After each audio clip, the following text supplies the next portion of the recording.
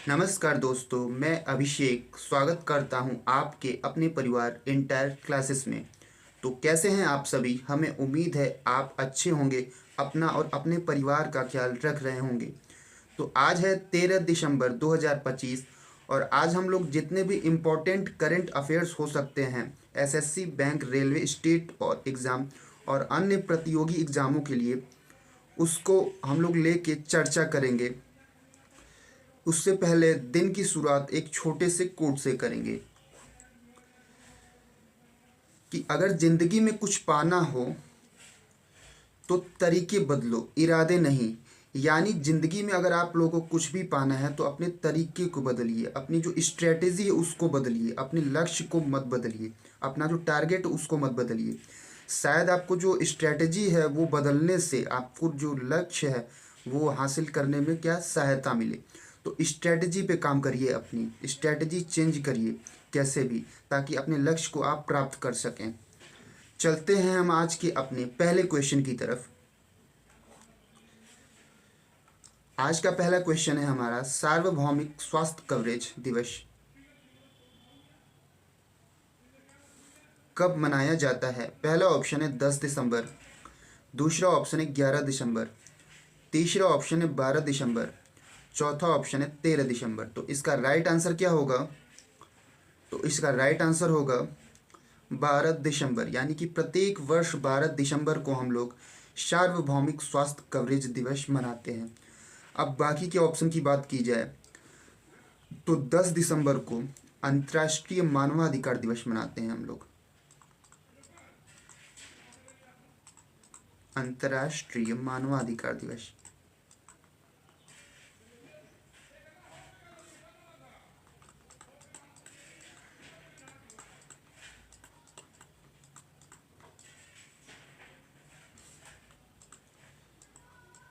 उसी प्रकार 11 दिसंबर को यूनिसेफ दिवस मनाते हैं।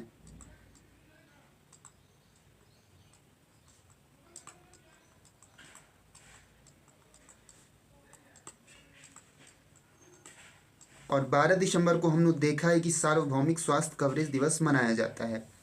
अब इससे जुड़े कुछ फैक्ट होंगे वो हम लोग देखेंगे।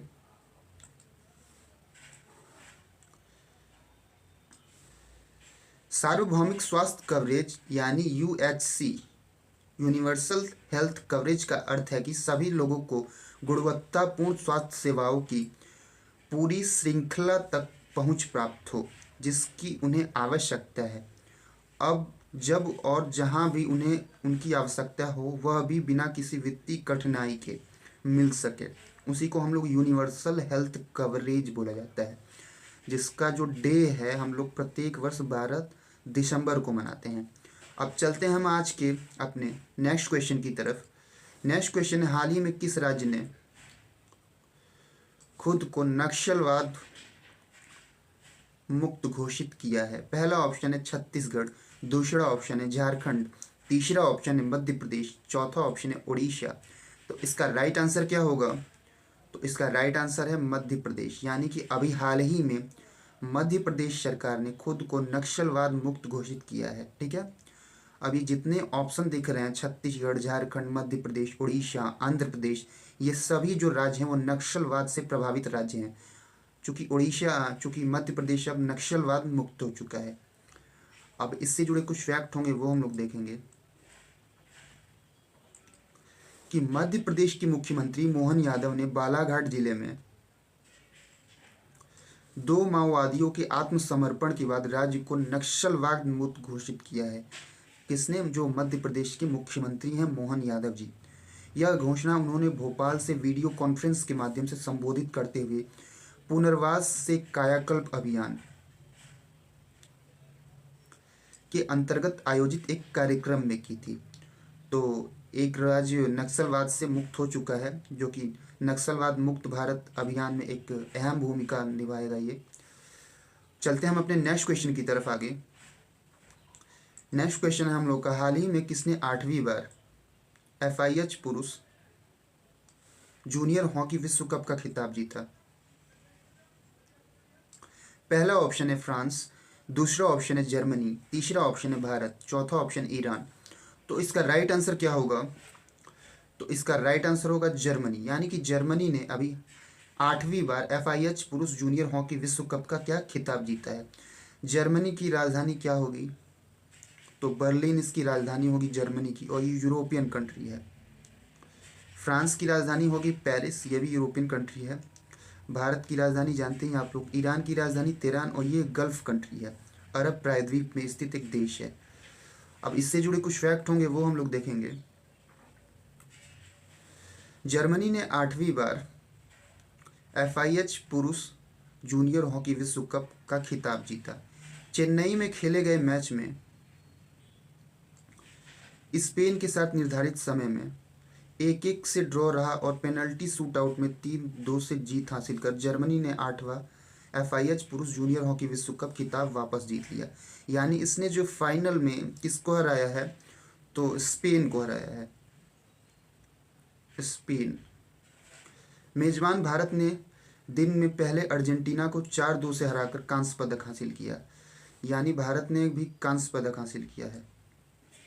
और किसको हराया है भारत ने, अर्जेंटीना को 4-2 से। बेल्जियम ने पेनल्टी शूटआउट में नीदरलैंड को 4-3 से हराकर टूर्नामेंट में 5वां स्थान प्राप्त किया। और वहीं नीदरलैंड जो है वो बेल्जियम ने 5वां स्थान प्राप्त किया है। ठीक है, तो ये याद रखिएगा आप लोग। चलते हैं हम अपने नेक्स्ट क्वेश्चन की तरफ आगे। नेक्स्ट क्वेश्चन है हम लोग का, हाल ही में शिवराज पाटिल का 90 वर्ष की आयु में निधन हो गया। वह किस क्षेत्र से संबंधित थे? शिवराज पाटिल। पहला ऑप्शन है राजनेता, दूसरा ऑप्शन है लेखक, तीसरा ऑप्शन है पत्रकार, चौथा ऑप्शन है कवि। तो इसका राइट आंसर क्या होगा, तो इसका राइट आंसर होगा राजनेता। यानी कि जो शिवराज पाटिल जी जो थे वो एक राजनेता थे जिनका अभी हाल ही में 99 वर्ष यानी 90 वर्ष की आयु में क्या हो गया, निधन हो गया है। अब इनसे जुड़े कुछ फैक्ट देखेंगे हम लोग। पूर्व केंद्रीय गृह मंत्री, एक केंद्रीय गृह मंत्री रह चुके हैं, का 90 वर्ष की आयु में निधन हो गया। कांग्रेस के वरिष्ठ नेता और पूर्व केंद्रीय गृह मंत्री शिवराज पाटिल का महाराष्ट्र के लातूर स्थित उनके आवास देवघर में 90 वर्ष की आयु में निधन हो गया है। उन्हें केंद्रीय मंत्री 2004 से 8, लोकसभा अध्यक्ष 1991 से 1996 और पंजाब के राज्यपाल और चंडीगढ़ के प्रशासक 2010 से 2015 के रूप में प्रमुख पदों पर कार्य उन्होंने किया है। तो इनके पदों के बारे में फिर से एक बार हम लोग जानेंगे। वो केंद्रीय गृह मंत्री 2004 से 8 तक थे, लोकसभा अध्यक्ष 1991 से 1996 के बीच में थे, पंजाब के राज्यपाल के पद पर भी थे और चंडीगढ़ के प्रशासक थे। ठीक है, जैसे अन्य राज्यों में राज्यपाल होते हैं वैसे चंडीगढ़ में क्या, जो राज्य प्रशासक बोला जाता है। और ये मतलब इन पदों पर रह चुके हैं। उन्होंने अपने सार्वजनिक जीवन की शुरुआत लातूर नगर परिषद के प्रमुख के रूप में की थी और ये लातूर नगर परिषद जो था उसके प्रमुख भी थे शिवराज पाटिल साहब। तो इनको विनम्र श्रद्धांजलि एंटायर क्लासेस की तरफ से। चलते हैं हम अपने नेक्स्ट क्वेश्चन की तरफ आगे। नेक्स्ट क्वेश्चन होगा हम लोग का, हाल ही में FEI एशियाई घुड़सवारी चैंपियनशिप 2025 का आयोजन कहाँ किया गया? पहला ऑप्शन है थाईलैंड, दूसरा ऑप्शन है सिंगापुर, तीसरा ऑप्शन है वियतनाम और चौथा ऑप्शन है इंडोनेशिया। तो इसका राइट आंसर क्या होगा, तो इसका राइट आंसर होगा थाईलैंड। यानी कि जो FEI एशियाई घुड़सवारी चैंपियनशिप 2025 है उसका आयोजन थाईलैंड के पटाया में किया जा रहा है। ठीक है, अब थाईलैंड की राजधानी जो है बैंकॉक है।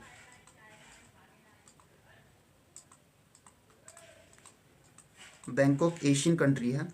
ठीक है, सिंगापुर की राजधानी सिंगापुर सिटी है और ये भी एक एशियन कंट्री है।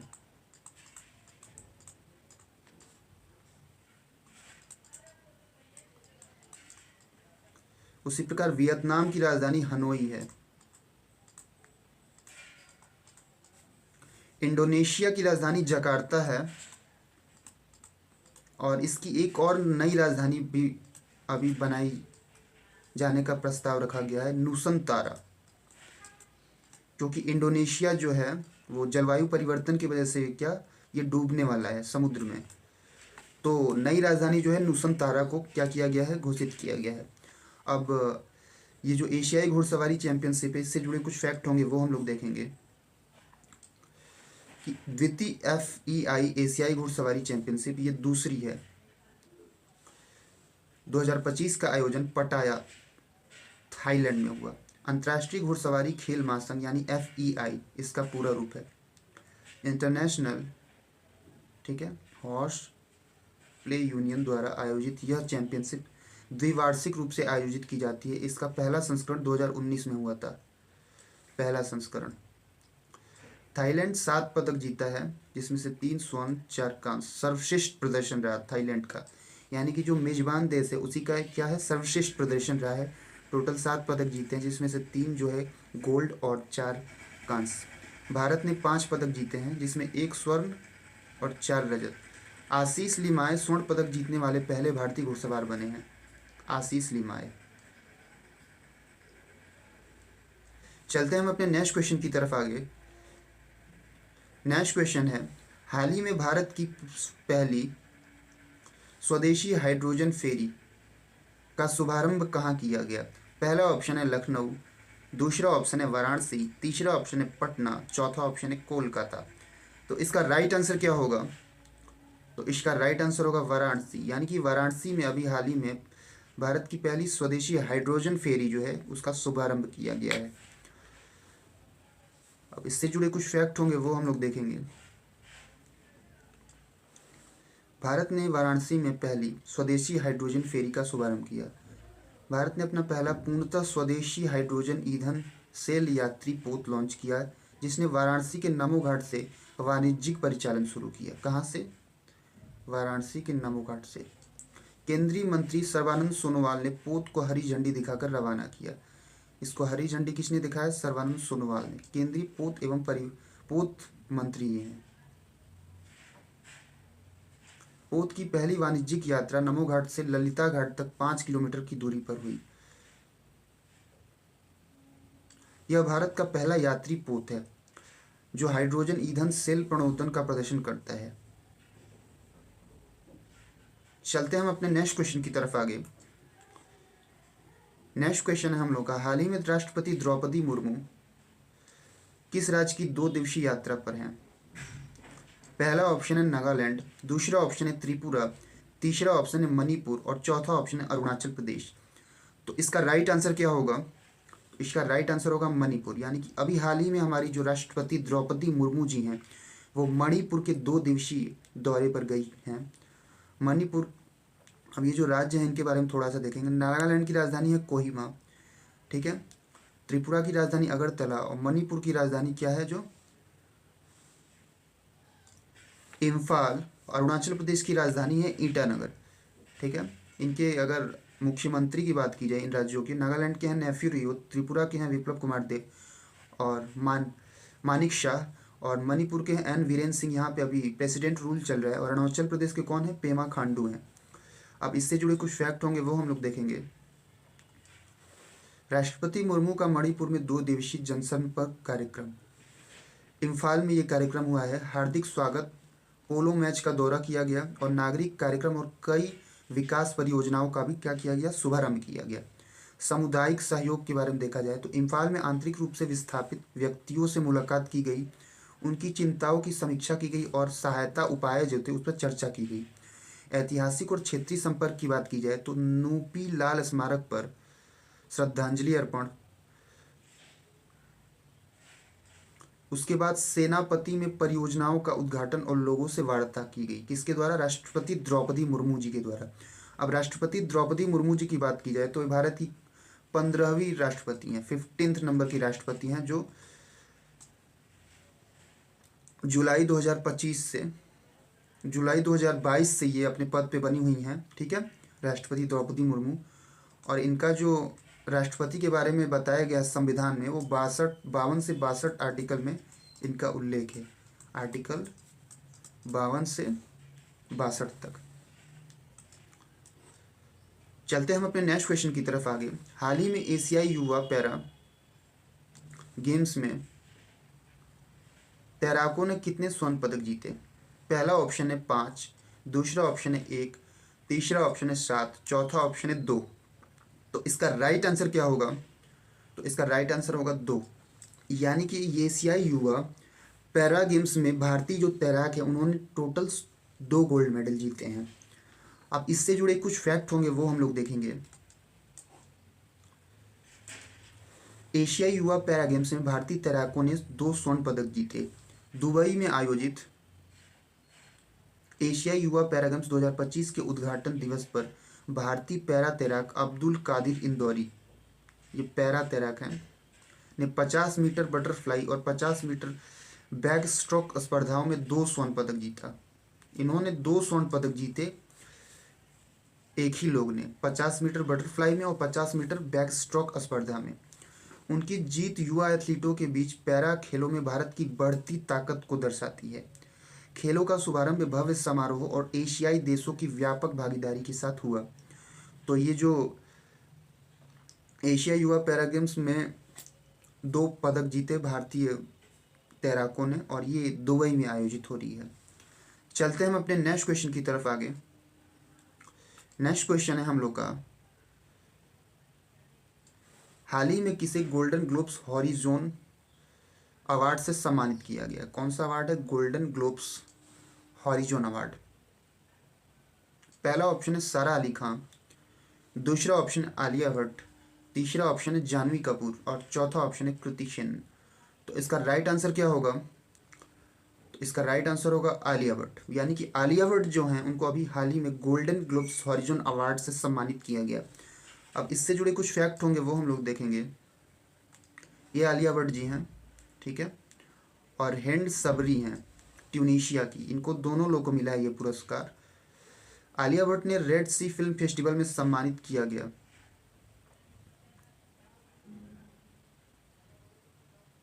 सऊदी अरब के जिद्दा में आयोजित 5वें रेड सी इंटरनेशनल फिल्म फेस्टिवल में आलिया भट्ट को गोल्डन ग्लोब्स हॉरिजॉन अवार्ड से सम्मानित किया गया है, ठीक है। बॉलीवुड अभिनेत्री को भारतीय और अंतर्राष्ट्रीय सिनेमा में उनके प्रभावशाली वैश्विक योगदान जो है उसके लिए इनको सम्मानित किया गया है। ट्यूनीशिया की जो अभिनेता हैं हिंद सबरी को भी इस समारोह में उमर शरीफ अवार्ड से सम्मानित किया गया, ठीक है। यानी ट्यूनीशिया के जो अभिनेता हैं हिंद सबरी, उनको इसी समारोह में, ठीक है, उमर शरीफ अवार्ड जो है उससे सम्मानित किया गया है। अब बाकी के ऑप्शन भी हम लोग देखेंगे इसमें। तो कुछ एक्ट्रेस के नाम दिया हुआ है। सारा अली खान जो हैं ये स्ट्रिच जो आता है हेयर कलर स्ट्रिक्स आता है, और पूमा इसकी ब्रांड एम्बेसडर हैं, ठीक है। आलिया भट्ट लेविस की हैं, लेविश ब्रांड। जानवी कपूर जो है मैजिक मोमेंट जो वोडका आता है उसकी ब्रांड एम्बेसडर हैं।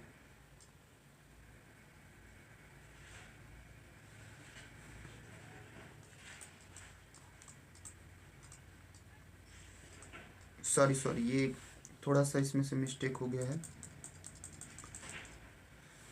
ये जानवी कपूर जो हैं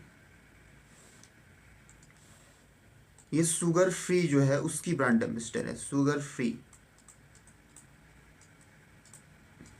और कृति सेनन जो है ये है मैजिक मोमेंट की ब्रांड एम्बेसडर,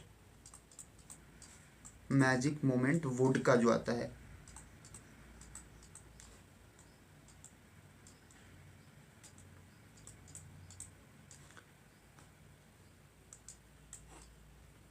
चलते हैं हम अपने नेक्स्ट क्वेश्चन की तरफ आगे। नेक्स्ट, और ये आज का हमारा लास्ट क्वेश्चन भी होगा, हाल ही में किस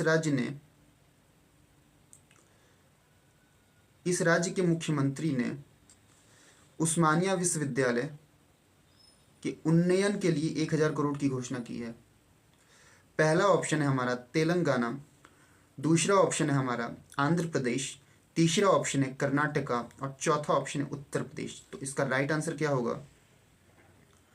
तो इसका राइट आंसर होगा तेलंगाना। यानी कि तेलंगाना के जो मुख्यमंत्री हैं एवं रेवंत रेड्डी, उन्होंने उस्मानिया विश्वविद्यालय के उन्नयन के लिए, ठीक है, उस 1000 करोड़ की घोषणा की है। अब इससे जुड़े कुछ फैक्ट होंगे वो हम लोग देखेंगे। मुख्यमंत्री ए रेवंत रेड्डी ने उस्मानिया विश्वविद्यालय को अंतर्राष्ट्रीय मानकों के अनुरूप विकसित करने के लिए 1,000 करोड़ रुपए क्या किए हैं, आवंटित किए हैं।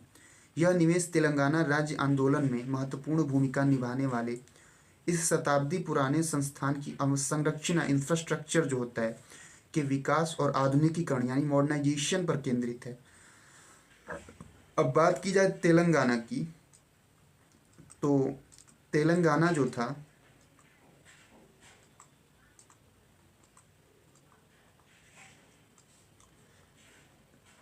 ये भारत का 29वां राज्य बना था। कब बना था? तो 2 जून 2014 को बना था ये राज्य। किससे अलग होकर? आंध्र प्रदेश से अलग होकर तेलंगाना नया राज्य बना था। तेलंगाना की राजधानी है हैदराबाद और वहीं आंध्र प्रदेश की राजधानी क्या है? अमरावती है। तो ये रहा आज का हमारा करंट अफेयर्स।